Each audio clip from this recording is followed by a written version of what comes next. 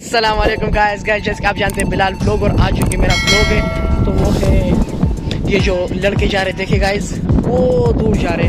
तो वो इस ज़मीन में बीच छटा कर रहे मतलब जैसे कि पिछली वीडियो में बोला था वेयर कर रहे वेयर नहीं कर रहे वो बीच छटा कर रहे ऐसे चोलियों में तो मैं आपको दिखाता हूँ लेके चलता हूँ चलो गाइस।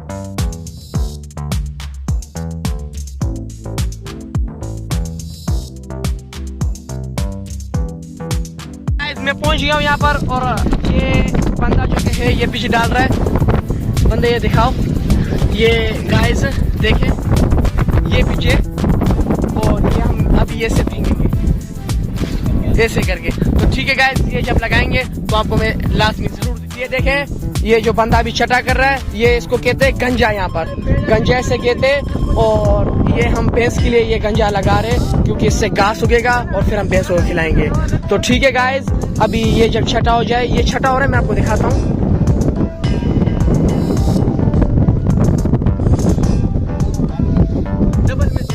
दूसरे बंदे से मिलाता हूँ आपको वो भी इस बीच को लगा रहा है क्योंकि ये हम भैंसों के लिए लगा रहे हैं क्योंकि इससे भैंस खाएगी इससे घास भी उगेगा इससे कहते हैं गंजा।